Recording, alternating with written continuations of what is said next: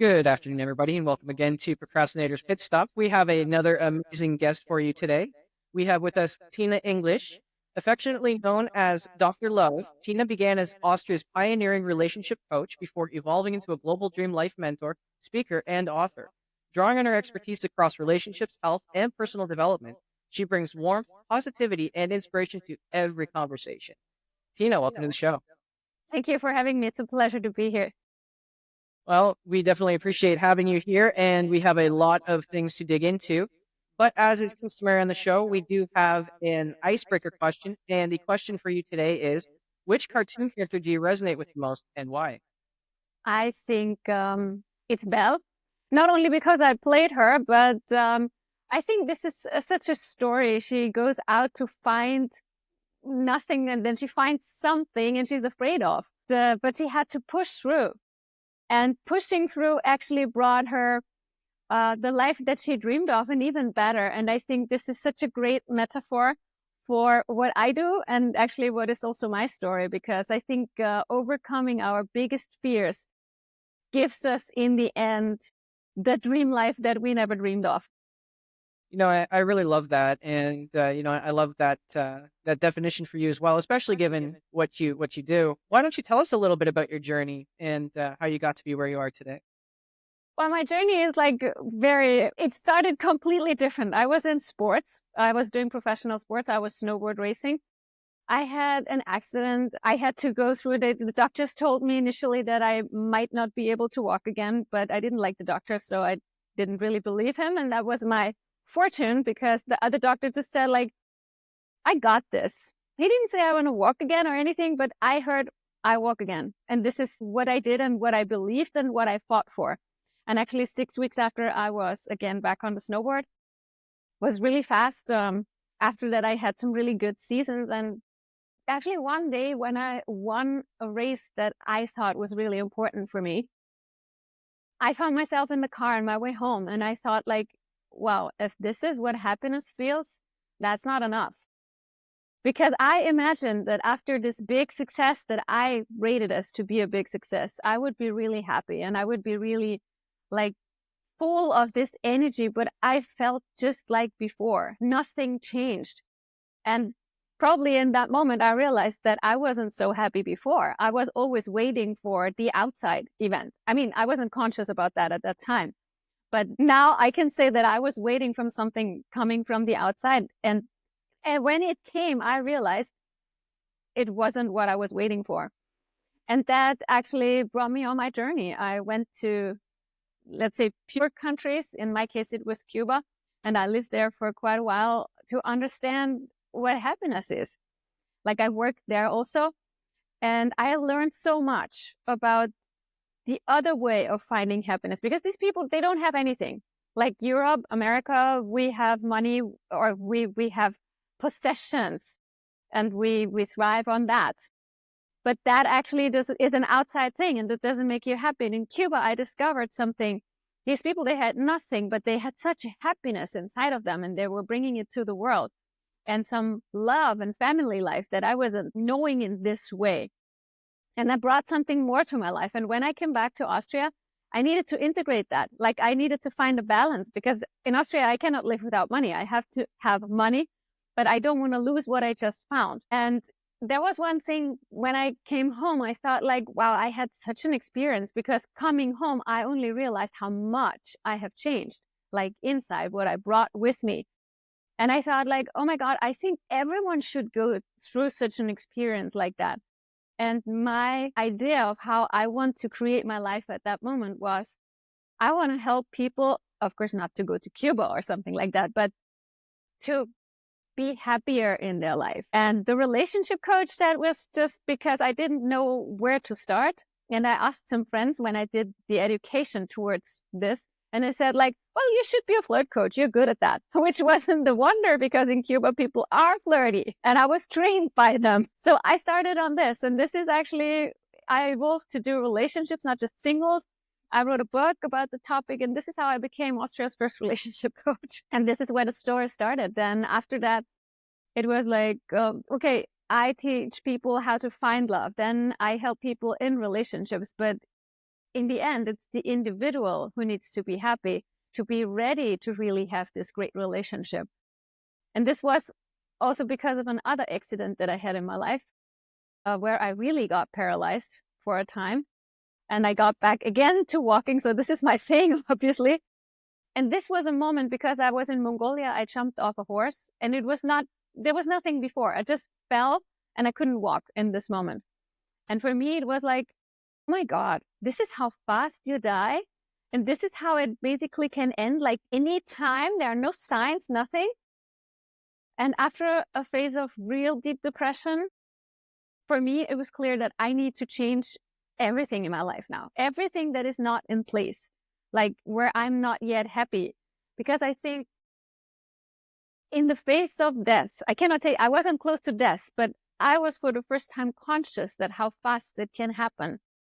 And facing this idea, how fast it is, that was the first time in my life that I thought of, okay, everything that is not yet in the place where I should be, just let it go and do something better. Find what is really your life and your dream life. And this was actually the step out to the Dream Life Mentor because I was on that way myself. That is such an amazing story, and thank you for sharing with us. It sounds like that there were a lot of challenges, but you faced those and you overcame those. And I love how you say that, because many of us are still in that same mode, right? We are based on external factors or external narratives, right? We take those on as ours, right? And we expect it to bring us happiness, but it really doesn't. Exactly. So just really quickly now, and I don't imagine that because of your experiences, you maybe, have these experiences very often, but how would you define procrastination and what does it mean for you personally? For me, I actually don't have a lot of things I procrastinate on, gratefully, but something like accounting, I hate it. Everything in me is against it. And the best time in my life was when I found someone or I can outsource it. But I remember how that was like everything else was better than doing accounting, cooking, cleaning, everything that I try to not do like immediately because I have to find my mood to do it. It's better than doing accounting. And I think this is the approach to procrastination, even though I do it consciously. And I think that many people do it unconsciously, not just because they do things they bring up themselves to procrastinate, but they let other people do the procrastination for them by letting other people dictate what's their priorities. For example, I want to start losing weight. Not me, but as an example. And I want to start on Monday. But then comes my friend and says, hey, I have a birthday party on Wednesday and you should come. So my thought is maybe, okay, but at the birthday party, I want to eat that cake. I want to drink the glass of champagne.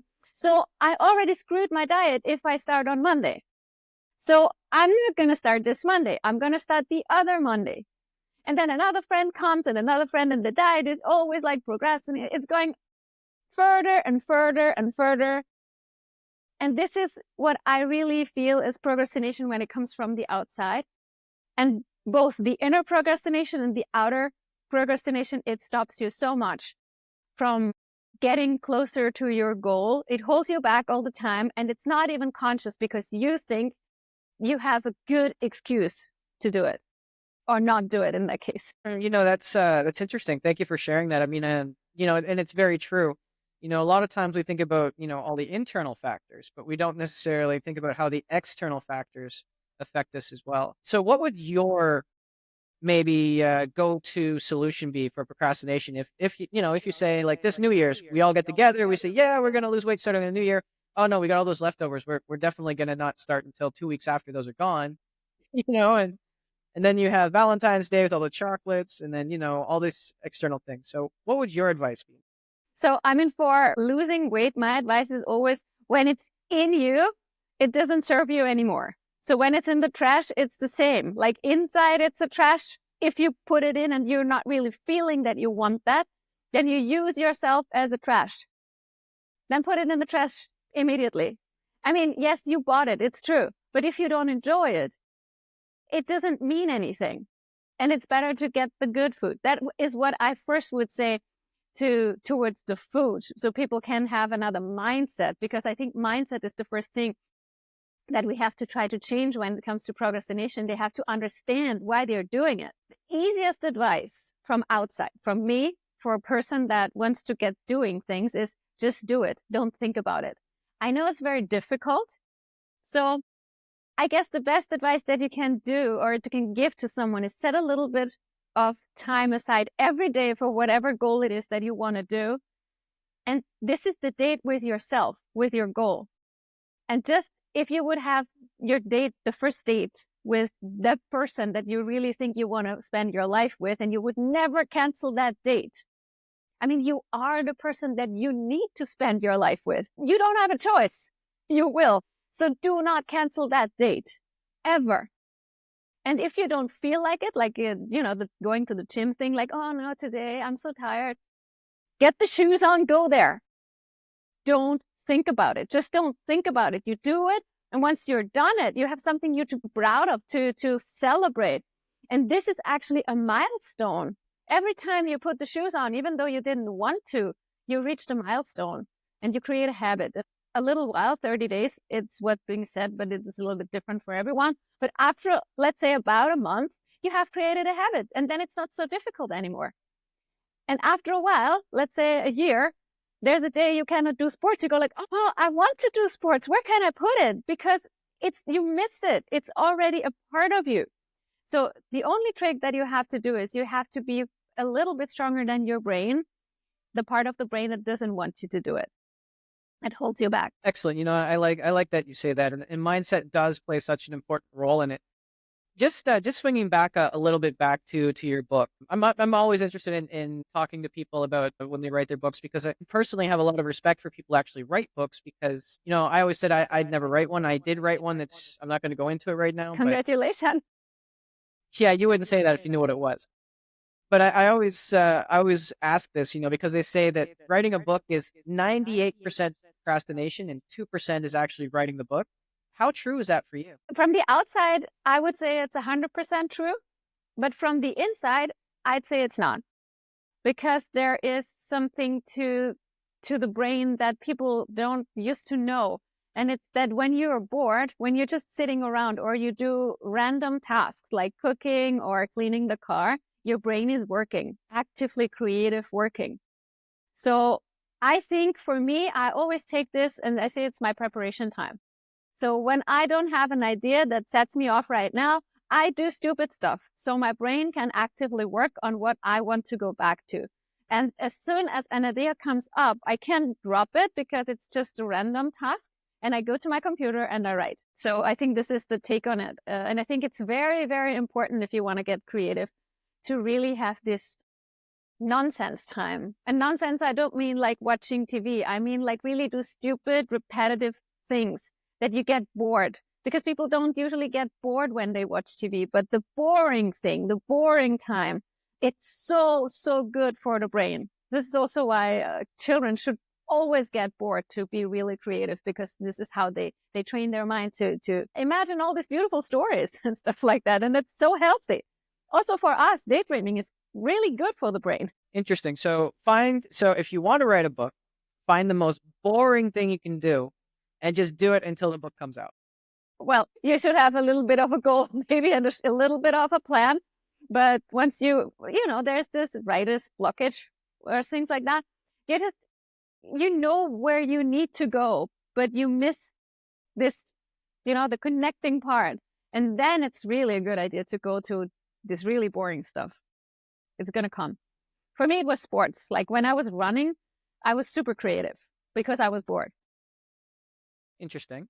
Okay. But, it's true. A lot of people use running as a method to clear their heads. So, I mean, that makes a lot of sense. Now, just getting into what you do now, the dream life, I guess, dream digging. Dream life mentoring? Yeah. Yeah. So when you go into that, many of us put that off. I mean, many of us put off trying to find that thing that makes us happy. Why do you think that is? I think internally, we do not grant us to really, we do not even tell ourselves that we give it up. Internally, We hold on to that, but we procrastinate. We just push it on. It's like, no, tomorrow or next year, it's not a good time. It's not a good moment. I have to get more. I have to get more money. I love that because it's one of the most popular. I don't have time. I don't have money. And both are so not true because both can be created. So what is really holding you back, or most people back, is the fear of not succeeding. Like, this is a really huge goal. This is your dream. And if you put that out, you put yourself and this dream in front of everyone, and everyone can see you failing. Because normally the first thought in your head is not everyone sees me succeeding. Because if everyone sees me succeeding and I believe in this success, I do it. So there needs to be something that is holding me back, and that's internal. It's most of the time not conscious. You don't know that you think these things, and your brain tricks you. But also your brain likes stability very much. They don't want you to expand into something new because it's dangerous out there. You know, it can be worse. You don't know. I mean, normally it isn't. Normally you would never take a step back once you took the first step or the second or the third, but you don't know that before you did the first step. And then your brain tries to trick you by saying, like, it's not a good time. I don't have money right now. No, I have to do this before. I have so many other things that are so important, and that can be everything. But in this moment, to you, your brain tells you it's so important that you think like, now I have waited so long to my dream. I can wait 1 week more or 2 weeks more. And after that, you're retired and you still didn't do it. So never wait, please. No, I really like that, and it leads into those sayings, especially through like Eckhart Tolle. If not now, when? Because past is gone and future's not promised. So if not now, when? I It's really like. always a now. If you start tomorrow, it's still a now. So why not take this now? Exactly. And I want to go back to that failure for a second there, because I always like to touch on this, because I heard this through someone I was speaking to. Their daughter was going through choreography school in London, and they said that fail is just an acronym. It's the first attempt in learning.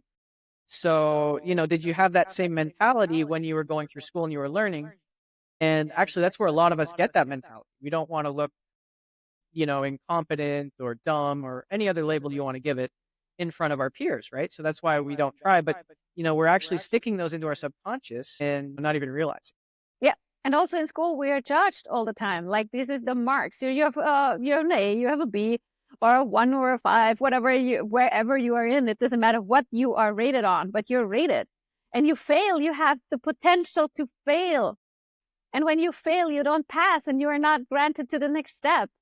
And this is all like, if you look at this, our education system, it's no wonder that we're not like embracing the opportunities and just step up and say like, hey, opportunity, come, give me the failure because I learn.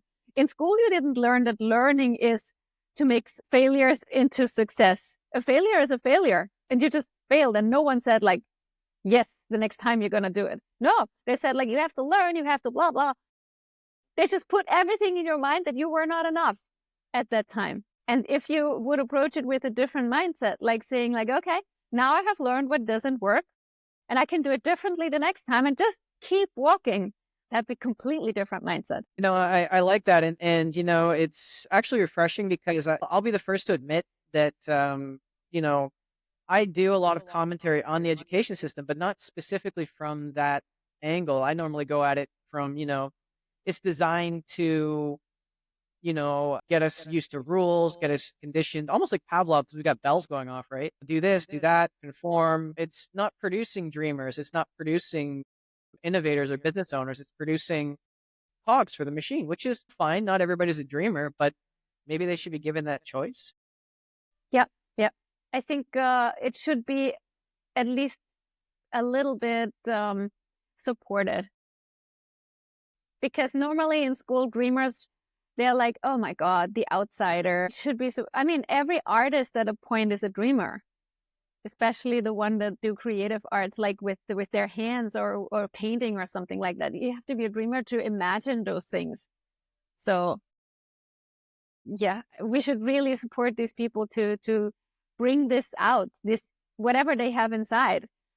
And I was that too. I was a dreamer too. And I know how to, what I am the. Well, I mean, I am a dreamer, which is also a kind of procrastinator too, right? Because a lot of times dreamers, we can have this big vision in our head, but then executing it is where we get stuck, right? Because we get stuck on the details, or like you said, we start to want to do it, and to do this big vision, I have to do this really boring thing, or maybe I just don't know how to. Yeah. Yeah. I mean, there is a thing. You should get some education before you start. You should get some knowledge, not just do something. That's a good idea. But there is also this part of procrastination where people think they're not good enough, even though they're excellent already.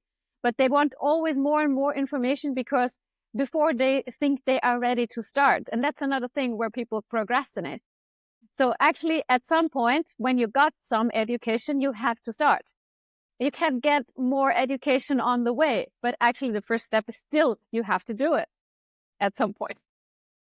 No, no, for sure, and lots of the greats, Mel Robbins, Tony Robbins, even Zig Ziglar had these going on too. But it's not all of it is not it's not our fault. It's just programming, right, from when we were children. But also, it's a hangover. I like to call it a hangover from evolution, because when we were running naked through the woods 10,000 years ago, all the bad things used to kill us. So I mean, of course, the brain's going to overdrive. I saw Ugg fall off a cliff, so no go near cliff. That's true. In ancient times, it was a dangerous life out there, but that's not true for us anymore. But the brain didn't unlearn this reaction. So now we take the social situations as the dangerous situations. They're not dangerous in that sense. They won't kill us. Maybe they won't hurt us a little bit. I mean, if you let it get to you, if you're not really embraced the inner wounds that you had and healed them, then after that, probably that doesn't matter anymore. But in the end, you're not going to die if you have social, let's say even shaming. You're not going to die. You're going to survive this. People forget this and you can move on. So yeah, I don't know. You know that the public speaking, for example, is a very, very big fear. But the best thing that you can do is when you do it and you fail, like you have a problem up there, you just admit it and you just be authentically you, and people will love you for that. So all that fear just for nothing. I love that you touched on authenticity. Personally, it's a big thing, especially in this age where they're more and more fake. There's artificial intelligence, there's these, but authenticity, I love that. And you're right. I've had my own blunders, like live on podcasts, where I've lost my thought in the middle. I'm just like, yeah, no, I'm sorry. No, totally just went off the rails there. It happens. But if you admit it, what can happen? I mean, you're going to catch it later on, or it wasn't that important. You're going to find it another way. It's okay. We are all humans. And being human in front of humans, I mean, how much more permission can you give them to be human as well? No, I like that you bring that up as well, just because one of the things that I've noticed in our dreams specifically is many of us, myself included, I mean, I fell into this category. We start building something, maybe we fail, we don't see any success, and then we just give up, right? And that is just because, we expect to see instant success. So when you're sitting down with somebody and you're saying, well, what's going to make you happy, and you're sort of mapping that out, how do you approach that with setting that expectation that it's going to be some work? It's always the first steps that are the most difficult. And I mean, my own story is no success doesn't just wait around the corner. You have to work for it. It's just what it is. I mean, when I wrote my first book and to make myself found my way to be able to publish it and to really sell it, that's not just waiting around the corner. Everyone can write a book, but there is so much that you have to think about too, and that you have to have in place. And that's a lot of work. And this is something that people need to know. If you want to go somewhere, you need to be okay with doing the work. If you expect it to sit around the corner, you have to marry maybe rich or something like that. But that's the only way to get it, because everything else, it will cost you time and work, unless you have a lot of money and you can pay other people to do that for you. But still, you have to do something. And at least you have to overcome fear, and you have to overcome everything that is holding you back from the inside. And also, this is a lot of work. So, and life isn't even supposed to be easy, because I think every step that we take, and even though it's a step that makes us be afraid or whatever, it evolves us. It makes us bigger. It makes us shine more when we overcame it. So every step is important. And like in sports, if you win your first race, and I'm not saying like the first World Cup, if you would be able to start in your first race in a World Cup when you would win this, how would you be able to hold all the attention? You're not used to this. And then it's the pressure of winning again and succeeding all the time, being better and better. So also the steps towards winning, you have to learn them, and you have to grow into the person who can hold this position. And it's not for nothing. You just embrace every step of the way, because actually every step of the way makes you the person that you're going to be when you're the person that you want to be. And every step is important. So just be patient with yourself. Don't beat yourself up if you make a mistake, and just keep walking. And I think this is the best advice that you can give to someone, because actually what we think success looks like is starting here, boom, success. But it doesn't look like that. For everyone, it's like a hustle at some time. And I'm the same, like it wasn't always easy. And I don't know how many times I fell and I had to get up again, and how many times I cried, and how many times I said, like, I don't want to do this again, because I felt like I'm a complete failure. But the thing is, the next day, you stand up, you put the crown on, and you keep moving. Because otherwise, you just stay at the point. You're not going to succeed. It's going. Keep trying. Keep it in a different angle. Look at it from a different way. Just keep going and don't give up. I like that, one baby step at a time, and no step is too small, and just to keep going like you said. But I am curious about one thing too. When you work with people, and again, man, I've hit a lot of times on this, but like even I myself, when I was trying to figure out what would make me happy, it's sometimes we have an issue even doing that. So, then the excuse becomes, oh, we don't have time to experiment to see what makes us happy. So how do you respond to that? The same like we said before, the first baby step. If you don't know what makes you happy, do something that makes you happy now. That's enough. And from satisfying this, making yourself happy, for example, making yourself happy means sometimes to do a really big step, for example, to say no to something that doesn't make you happy. So this is a huge step for someone that is afraid and do procrastinate, because saying no to something is ultimately a very, very difficult thing, especially if it's an important person in your life. So look inside of yourself, reflect, feel, and then follow what inside of you is the dictation. This is your first steps. If you don't know what makes you happy inside, and try to do this first.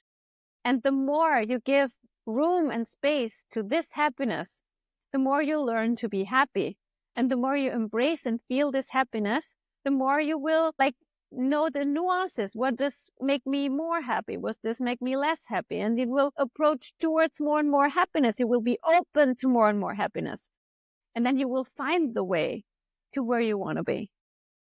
It's not just like here. For some people it is, but not for everyone. Many people, they have stuffed so much stuff on their happiness that they don't remember what it was.